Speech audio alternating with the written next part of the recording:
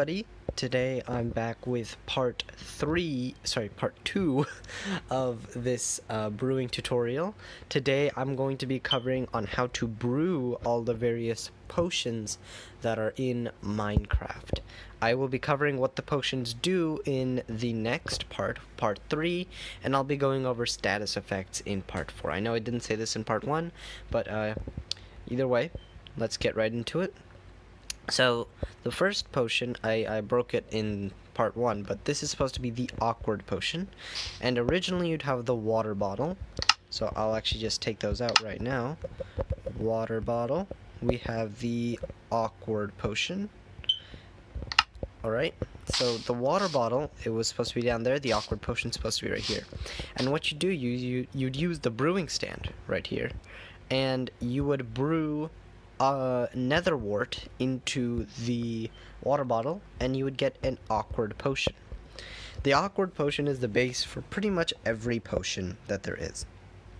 And these blackstone connectors right here are basically every potion that you can create, and as you can see, it's a lot. So, what can you exactly create here? Let's start right over here. So I'm going to break this. And we are going to get the first potion, and you can read it right now. It's the potion of night vision. And what the potion of night vision does, well, actually, that's next part, sorry. What you do, how you make it, is with a golden carrot. So you take your awkward potion, you brew this golden carrot into it, and how you craft a golden carrot is... I'll bring out a crafting table right here. You use gold nuggets, and so you have gold and a carrot. Oh, I brought golden horse armor. Didn't even notice. So you put that right there. Not a gold. Oh my god. Sorry, guys. So what you do, you surround this with and then I can make 8 golden carrots here, for example. But that's what you need. You just need 1 to brew a night vision potion. Next up, we have the jump boost potion. And to brew this, you'll need a rabbit's foot. And how you do it, you kill rabbits, and they have a chance of dropping a rabbit's foot. If you have, and it's quite rare, it's not too easy to get, but it's not too hard to get. If you have looting, obviously that makes it easier. Watch my enchanting tutorial if you're curious as to what looting is. And next we have the fire resistance potion, and get that right there. And what fire resistance, to make it, you need something called magma cream. And there are a couple of ways to get this. The most common way to get it is through magma cubes in the nether. They're a mob. And they're pretty, they can be a bit of a struggle to kill. But if you have decent armor, it shouldn't be too hard. And you get this thing called magma cream from them. You can also actually craft this on your own. I might be a bit outdated on this fact. You can craft it with blaze powder and a slime ball. Yes, you can still do it. Okay, just wanted to check. So you can also craft it with a blaze powder and slime ball, though magma cubes are pretty common, so I don't think you would need to craft it. But just in case, it's a good thing to have in your back pocket. Next potion we have here, and I'll remove the fire resistance, we have the strength potion, and how you make this is you take this thing, blaze powder, you brew blaze powder. And now what I mean is, you guys might have remembered from part 1 that you have to put, and don't ignore that, and so you have to put blaze powder in this little blaze powder icon area.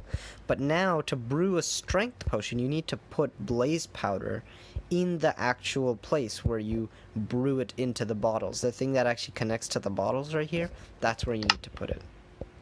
And by the way, all of these potions that I just mentioned so far are all based off the awkward potion. If you do it with a water bottle, a normal water bottle, you will get something back here, like a thick or mundane potion. So, next we have the potion of the Turtle Master, and this is one of the newer ones. And what this added, what this is, it actually is the first potion of its kind to give 2 potion effects from 1 potion. Note that you can actually get multiple potion effects from other things, but this is the only potion to do it. This was the first potion to do it, at least. And what it does is slowness 4, resistance 3, and so you do this by brewing one of these in here. And what this is a turtle helmet, I believe. If you want to get the exact name, turtle shell. And you craft it using something called scoot. And you get this from breeding turtles, and they have it, and the babies, sometimes baby turtles have a chance to drop scoot. So there you go. If you take 5 of these scoot, you get a helmet, like so. So that, and if you brew this in, you can put it into the brewing stand with an awkward potion, and you will get the potion of the Turtle Master.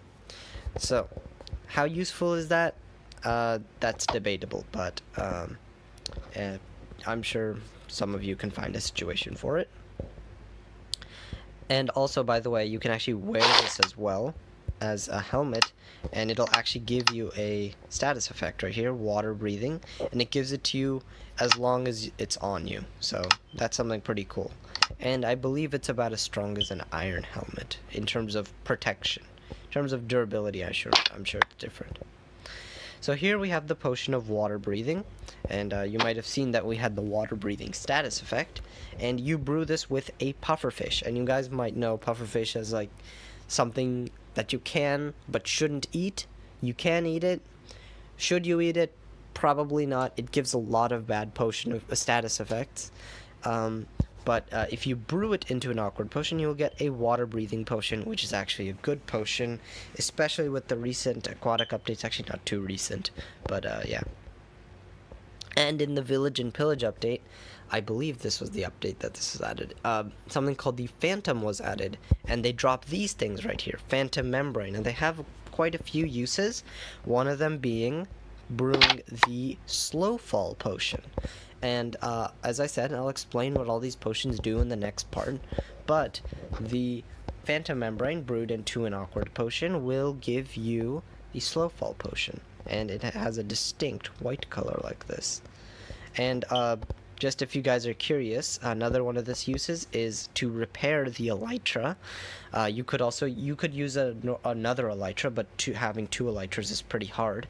But if you want to repair your elytra, which I know can be a common concern, you can use this Phantom Membrane, and that could definitely help. Now we're going to go to this other side. These are also just offshoots of the awkward potion, just to make this look a little balanced. It's not too balanced, I know, but I wanted to put some potions on this side, but they're also just offshoots of the awkward potion, yeah. So I'll clear some of this out. And next we have the Swiftness potion, and what this how to make it is you use the thing called sugar. You make this using a sugar cane. So if I take some sugar cane right here and I'll just put it in, it'll just give me a sugar. So nothing too hard there. It's pretty easy to find sugar cane, so getting a Swiftness potion once you have an awkward potion shouldn't be too hard. It's quite useful too, as I'll explain. Next we have this thing called a poison potion. Now, you would normally not want to drink this, and what it does is, well, I'm going to explain that next part. I keep on forgetting. I'm sorry, guys. But you use something called a spider eye, and you might have noticed back in part 1 that a spider eye, you can craft it into a fermented spider eye. And I said it'd be useful for some recipes, but the spider eye is also useful for some potion recipes, specifically the potion of poison. Next up, we have the potion of regeneration, and this is a particularly useful potion in my opinion. It's definitely worth brewing, kind of hard to get though. You first of all need the awkward potion, as you do for pretty much all of these, and then you need the gas tier. And the gas tier, it's dropped by ghasts. it's not that hard to get from a ghast, but the ghast is the only one who drops it, so it can be a bit of a struggle to get if you don't have a ranged weapon. So next up, we have the healing potion. Potion of healing. And what this will do is it will heal you, to say the least. And specifically, that would mean that it just gives you a bunch of hearts as soon as you drink it. You might have noticed that, let's say for the regeneration potion, you'll see that there's a little time with it. This one specifically, it says 0:22, meaning that it lasts 22 seconds. You don't see this with the instant health potion, because the instant health potion instantly gives you health. You will instantly regenerate some hearts. For an instant health potion, I believe it's exactly 2 hearts. And you have the glistering melon right here. And that is what you need to craft a glistening melon. You will need, no, that's it, the glistening melon. You need gold nuggets with a melon. And we got the melon right here. And if you surround this, you get glistening melons. I don't know why it's formed on the other side. And there you go. That's the glistening melon. With that, you can brew a instant health potion. And now we have some upper tier potions, that I like to call it. They're offshoots of the awkward potion.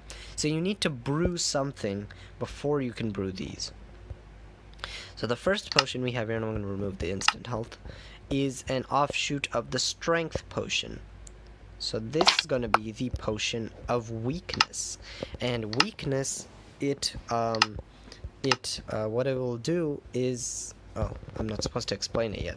Sorry guys, I keep on forgetting, as I said a couple of times now. We have the fermented spider eye, which I said is a crafting recipe that you guys should know for a lot of these potions, and this is certainly an example. The weakness potion, it gives weakness, and you use a fermented spider eye on a potion of strength. It will not work with a normal awkward potion, though I actually sorry guys for not mentioning this, but a awkward potion with a fermented spider eye will actually make a potion of weakness as well. So does the potion of strength, but the fermented spider eye given into an awkward potion also forms into a weakness potion. I don't know why, it just does. Here we have the potion of night vision. This was here, but now if you put a fermented spider eye, if you brew it with a fermented spider eye, you will get this. It is called the invisibility potion. And what the invisibility potion does is oh my god. I'm sorry guys, I'm not supposed to be explaining this yet. That's for part 3. And you brew this using a fermented spider eye. I'm so sorry guys for making so many mistakes. So back here we have the swiftness potion, which we looked at earlier, but if you put a fermented spider eye, you get a potion of slowness, and that's that. Here we had the potion of poison, and if you brew it, you get a potion of instant harming, and this is basically the opposite of the instant health potion. Next we have what we had with the ghast here was the regeneration potion. If you brew a fermented spider eye, you will get a potion of decay. And last but not least, if you put a fermented spider eye into the potion of instant health, you will get a potion of harming. By the way guys, this regeneration to the potion of decay, I believe this is only a thing in the Java edition. I don't know if this works for the Bedrock edition, though it might be. So either way, guys, I hope this helped on how to create the potions. I'll be going over what the potions do, and I forgot a few of the potions here. So here, guys, I had the mundane potion. You brew any of these into a water bottle, and you will get the mundane potion. Combine it with the fermented spider eye, you get the weakness potion. Redstone will make a long mundane potion, and this will make an extended weakness potion. So a weakness potion that lasts a bit longer. Here we have glowstone. Put it into a brew it into a water bottle, then brew a fermented spider eye into that.